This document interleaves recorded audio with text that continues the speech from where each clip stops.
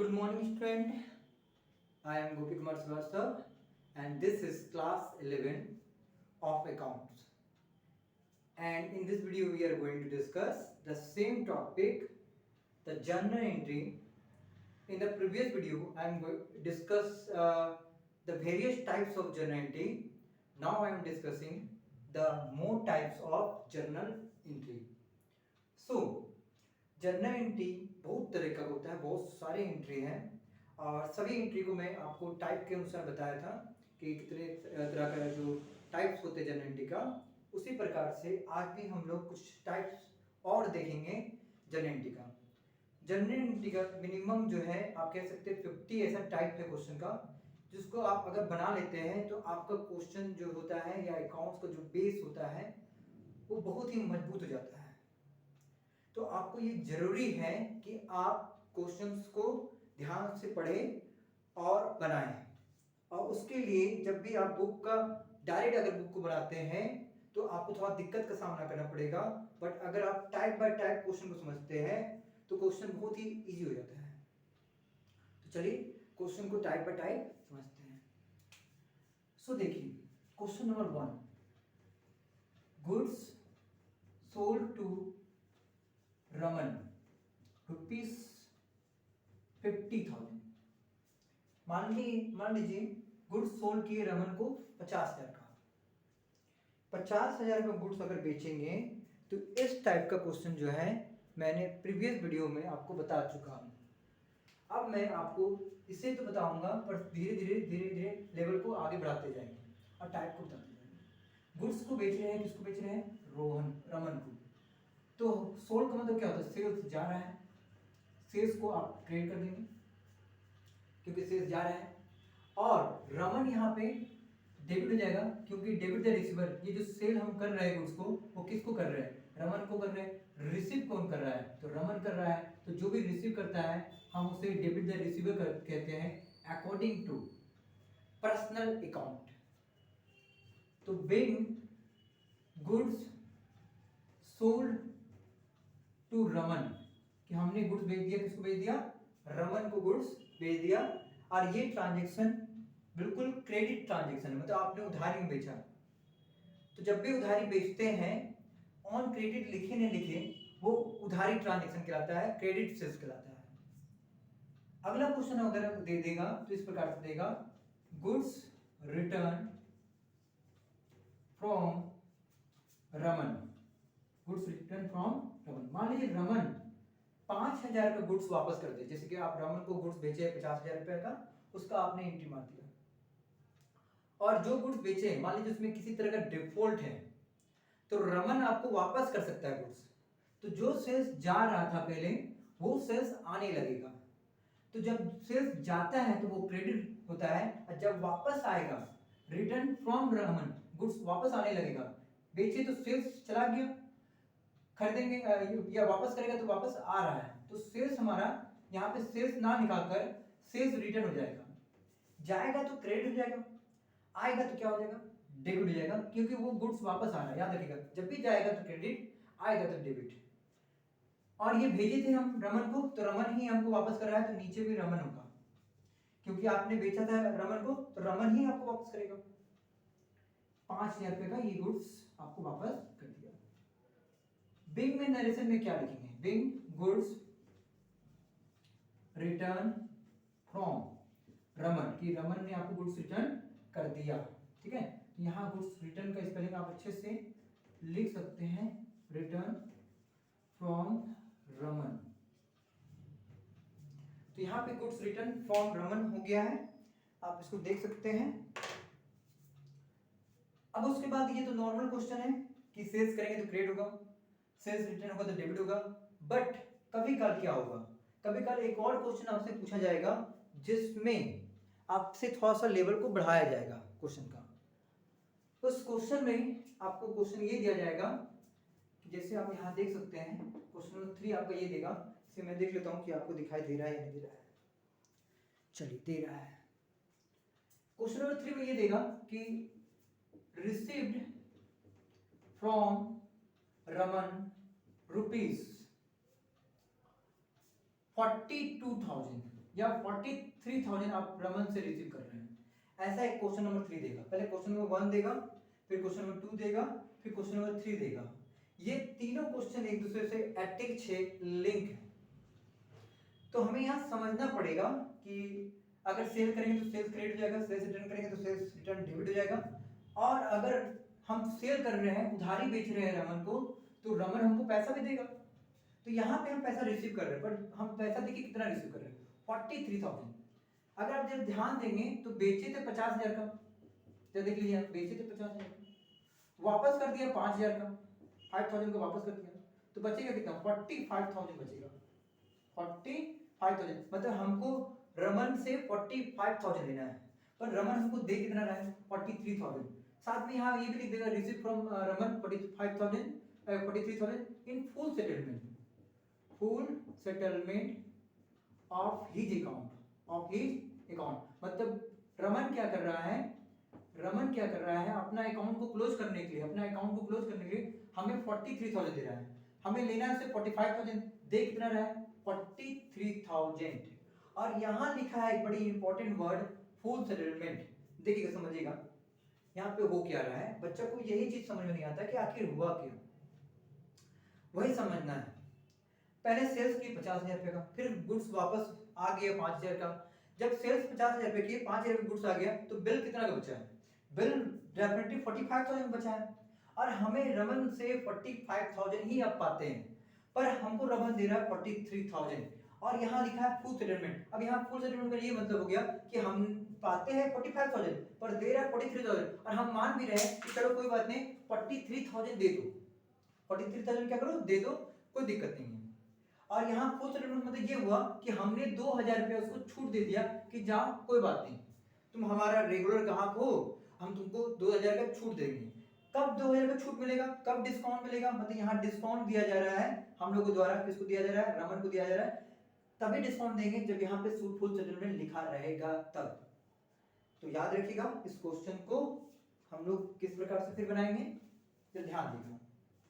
पहला बात यहाँ ध्यान देना है कि पैसा कितना आ रहा है, तो कैश को डेबिट कर लें, कैश डेबिट हो जाएगा, कैश हमारा डेबिट हो गया 43,000, कैश डेबिट 43,000 पैसा आ रहा है। पर रमन से कितना पाते हैं, ये भी बड़ी इंपॉर्टेंट बात है।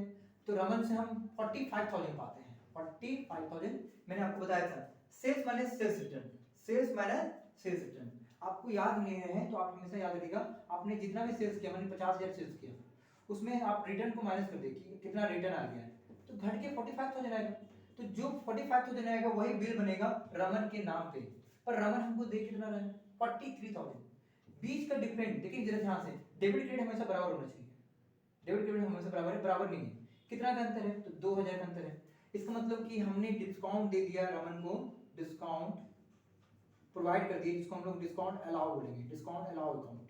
डिस्काउंट अलाउ मतलब कि डेबिट हो गया, मतलब कि मेरे लिए एक्सपेंस या एक तरह का लॉस मान लीजिए, जो भी मान लीजिए, ठीक है, तो ये डेबिट हो गया। अब ये देखिए 45,000 इधर भी, 45,000 इधर भी। अब यहाँ पे हमारा क्लियर हो गया कि पैसा आ रहा 43,000, बिल था 45,000 का, और हमने 2,000 छूट दे दिया। तो नरेशन कैसे लिखेंगे, तो being cash received and discount allow, and discount allow, हमने डिस्काउंट क्या किया, अलाउ कर दिया। तो आप इसका स्क्रीनशॉट ले लीजिए।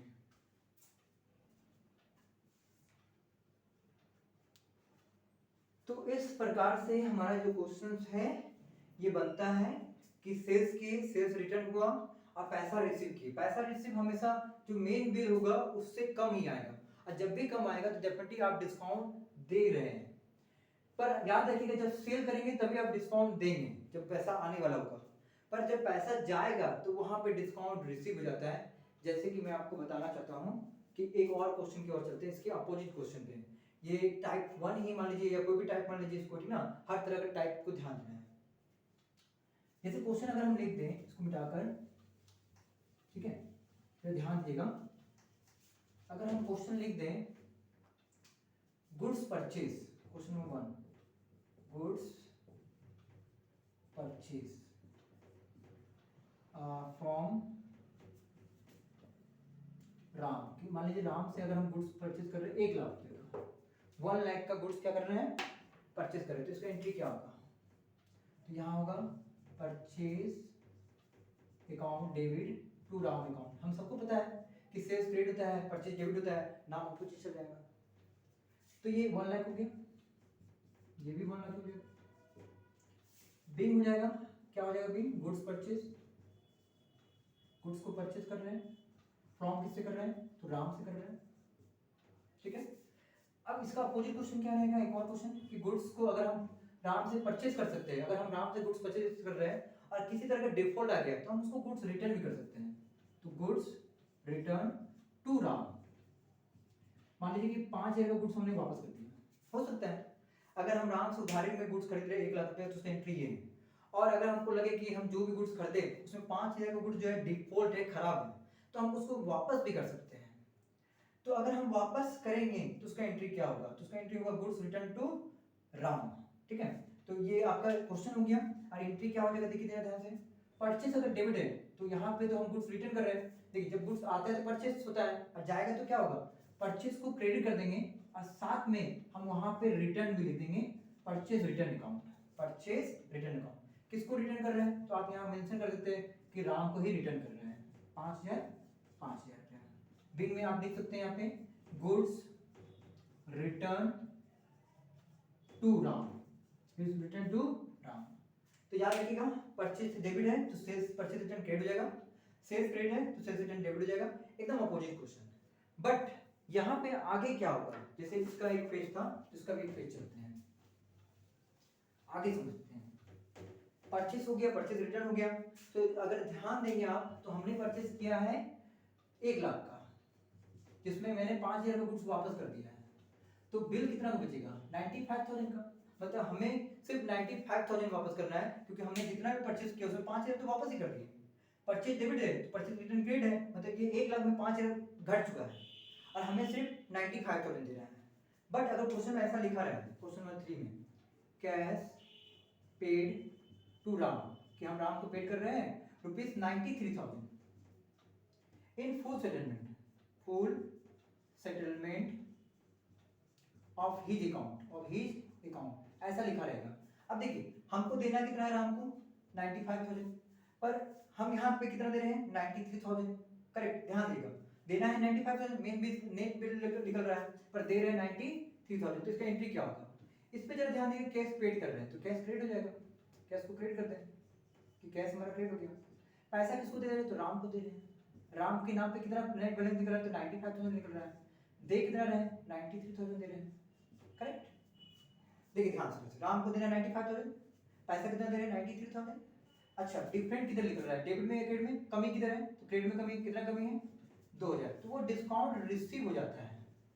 देखिए जब सेल करेंगे तो डिस्काउंट अलाउ होता है और यहाँ पे डिस्काउंट रिसीव हो जाएगा, यहाँ पे आपके लिए इनकम हो जाएगी। क्यों इनकम हो गया? क्योंकि हम तो खरीद रहे हैं, तो खरीदने वाला को अगर हम पैसा पे करेंगे तो हमको डिस्काउंट मिल सकता है। तो यहाँ लिखेंगे cash paid and discount received, discount received. तो इसका भी स्क्रीनशॉट ले सकते हैं आप। तो यहाँ पे ध्यान देना है आपको बस इतना ही इस क्वेश्चन में कि हमेशा आपका परचेज डेबिट होगा, परचेज रिटर्न क्रेडिट होगा, फिर परचेज रिटर्न को हटा के नेट बैलेंस निकालेंगे, फिर चेक करेंगे कि हम कितना का नेट परचेज किए और हम कितना पे कर रहे हैं। और जब भी सेल्स रहेगा तो डिस्काउंट अलाउ रहेगा, जब भी परचेज रहेगा तो डिस्काउंट रिसीव रहेगा। So this is a very important questions and the types of journal entry. आपको हर एंट्री बहुत बारीकियों से आना चाहिए, पता होना चाहिए। अगर कहीं भी दिक्कत हो रहा है या आप वीडियो को बीच से देख रहे हैं तो आप पहला वीडियो, दूसरा वीडियो, तीसरा वीडियो, जर्नल एंट्री का हर टाइप वीडियो देखें, तभी आपको अच्छी तरीके से हर एंट्री समझ में आएगा। और साथ में ऐसा नहीं है कि ये क्वेश्चन आपको बुक में नहीं है, ये क्वेश्चन बुक से ही निकाला गया है। तो अच्छे से प्रैक्टिस करें, इसको बनाएं और सभी क्वेश्चन को जरूर फेयर करें और कंप्लीट करें। अब वीडियो को जितना बार देखेंगे उतना ही आसान होगा। बार बार देखिए, बार बार समझो चीजों को, ताकि आपके लिए बहुत ही आसान हो जाए, ठीक है। थोड़ा सा क्वेश्चन को मैं बदल रहा हूं ताकि आपको ये होमवर्क क्वेश्चन को प्रोवाइड कर सकूं। तो होमवर्क के रूप में है कि यहाँ राम की जगह मैं श्याम कर देता हूँ, यहाँ 1 लाख का जैसा 2 लाख कर दिया, या गुड्स रिटर्न में भी हम श्याम कर देंगे, यहाँ पे 5,000 के जगह 10,000 कर देंगे, 10,000, ठीक है। तो ये क्वेश्चन में बदल रहे हो तो आप आंसर बिल्कुल उसका होमवर्क में बनाएंगे, ठीक है। होमवर्क में आपको इसका आंसर बनाना है, पहला ये क्वेश्चन फिर ये क्वेश्चन। और यहाँ पे भी अगर हम देखेंगे तो अगर हमारा 2,10,000 तो बचा 1,90,000, ठीक है। तो 1,90,000 में मान लीजिए 1,85,000 रुपये आपको आप पेड कर रहे हैं, आपका एंट्री क्या होना चाहिए, ठीक ना। सिर्फ क्वेश्चन बदल दिए, एंट्री आपको फिर से बना के दिखाना है, ठीक ना। तो ये एज ए होमवर्क है आपका, ताकि आप इसको बनाएं। आप जितने ज़्यादा प्रैक्टिस करेंगे, जितने ज़्यादा क्वेश्चन को बनाएंगे, उतना ही अकाउंट्स आसान होगा। अकाउंट को आसान करना है तो एक ही तरीका है, मोर प्रैक्टिस। सबसे ज़्यादा प्रैक्टिस करें ताकि वो चीज़ें आपके लिए बहुत ही आसान हो जाए और बन जाए, ठीक है। और सारे वीडियो को देखिए और उसके कॉपी को शेयर कीजिए, अच्छे से समझिए, और कोई भी दिक्कत है तो कमेंट कीजिए। Thank you.